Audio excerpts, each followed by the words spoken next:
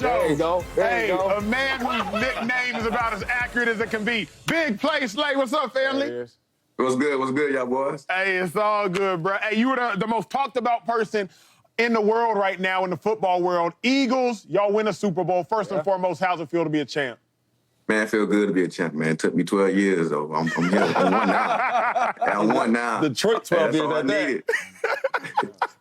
Hey, let's get this out the way, because the Eagles, when you heard they were releasing you, obviously, I'm sure you knew before the whole world knew. What was your instant reaction? I mean, we knew it was possibly happening it happened like 2 years ago. Same situation. Caps, the cap number, the business part of it, just the business of it. So it was all good. You know what I'm saying? 12 years in the league, man. Yeah, I don't ever worry about this situation. Some stuff is just out of my control. But yeah, I'm just blessed for that organization. And you know what I'm saying? Got a championship out of it, a couple Pro Bowls, a couple big time plays, so I'm cool. Everybody's wondering, I'm gonna ask you the hard-hitting questions first. Do you see yourself going back to the Philadelphia Eagles? Oh, it's possible. You know what I'm saying? It is very possible.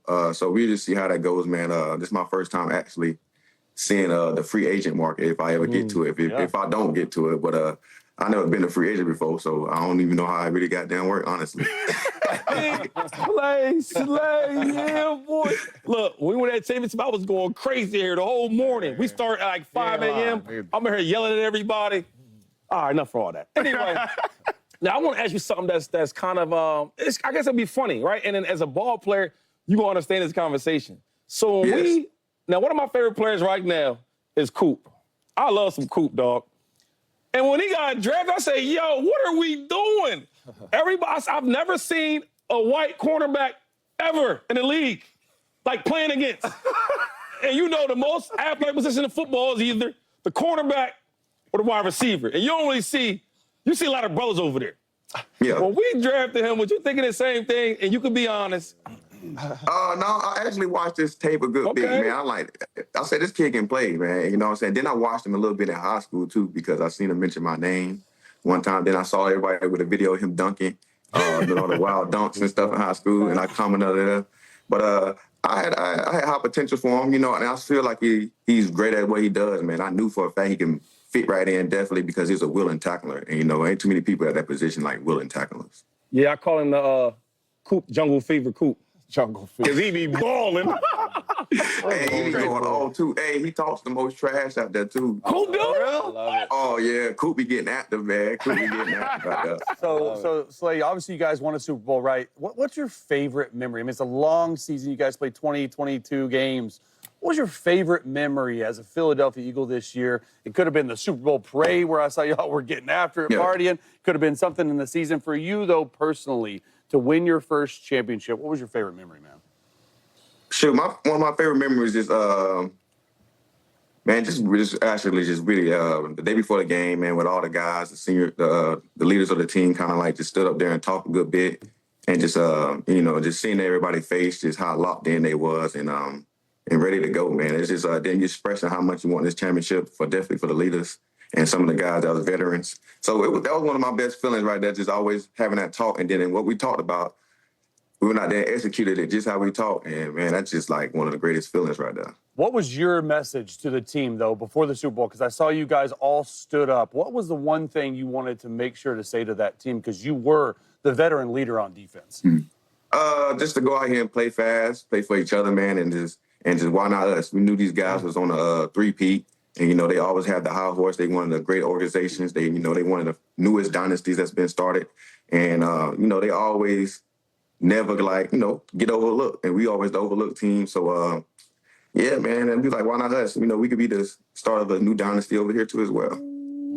My brother, so after you win a Super Bowl, you usually don't have exit interviews, right? After every season, if you lose in the playoffs, you got exit interviews. You go talk about what went wrong, right? When you win the Super Bowl, you usually don't have exit interviews. Y'all didn't just have exit interviews. Your coach said, we ain't do some things right, even though we beat the brakes off them boys in the Super Bowl. What was Vic talking about when he got y'all in this defensive meeting and said, y'all coming here? You like, bruh, I ain't coming to this meeting. You just won the Super Bowl. What did he say? Man, he was basically saying, like, I guess that's his guy, that's the team he just hates the most, I'm guessing, right about now, because he was the head coach in Denver. So he Makes came in there. We thought we were gonna get a little good rah-rah speech. You know, he's saying he came in there calm. I was like, you know, the first 3 quarters we played some of the best football ever, but we gave up 14 points and they scored 22. I don't like that. You know what I'm saying? Not to say like we had like, yeah, you know what I'm saying. I'm saying not to say we had like, you know, the backup guys in or something like that, but he's like his standard just higher than what it is. He really wanted them to goose egg him. And but we love him for that, man. You know what I'm saying? That's what makes him an amazing coach, man. He's one of the best coaches I've been a part of. It was funny, but he had put a little joke to the side too, but we low-key know he's a little bit serious about that. Hey, all things being equal, because I want to hear it here first. The money's equal, everything is equal. Where does Darius Slay want to play next year? The money's equal and everything is equal. You know, it's Philly for sure. You know, it could be whatever. You know what I'm saying? As long as the money nice. If anything, if Philly doing what I want to do, we in Philly again. Let me ask you this. Detroit Lions drafted you, if I'm not mistaken. Obviously, you got a lot of love for Detroit. Talk to the Lions fans for a moment because they could use some help at corner. Would Slay want to end his career where he started his career and go to Detroit? I mean, it would be a blessing too as well, man. I'll be thankful for any organization that want me, you know, a part of their organization. So, but you know, if I'm back in Detroit, man, it'd be amazing. You know, I'll do some Michael Jenkins stuff. You know, as he went to back to New Orleans. back to the Saints. You know what I'm saying? So it'd be a blessing too, man. I know I could be a good addition to that team as well, and help them young guys over there as well. So and they playoff contender team, Super Bowl contender team. So that's would be a great fit too, man. I love Detroit. That's one of my homes too. So it would be a blessing that. Hey, Slay, man, as this thing winds down, I love to talk about the superstars on this desk for obvious reasons. But I do want to ask you, though, like, what's next on your bucket list, though? Because as a ball player, like, everybody want their money. You made a lot of money. Everybody want their stats. You got big stats. Everybody want their championship. What is left on your bucket list to hit in your career?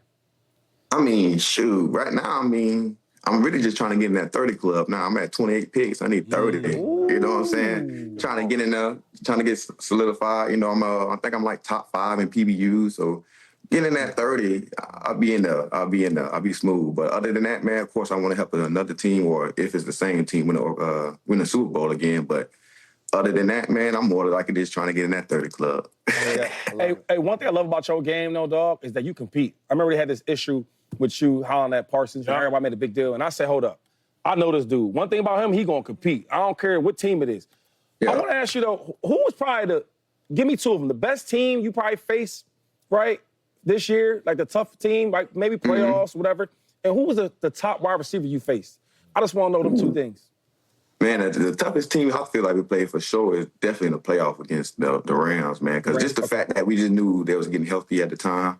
But, man, honestly, the toughest receiver, it was tough because, like, I was just saying, not to say, you know, we was the #1 passing defense for a reason, so we kind of like handle the best receivers the best way. So I ain't gonna lie to you, I don't even know one really like that we win against. So, like crazy tough, you know what I'm saying? Like crazy. Hey, hold up now. Dang. Hey, hold up now. You know it's a receiver on the set.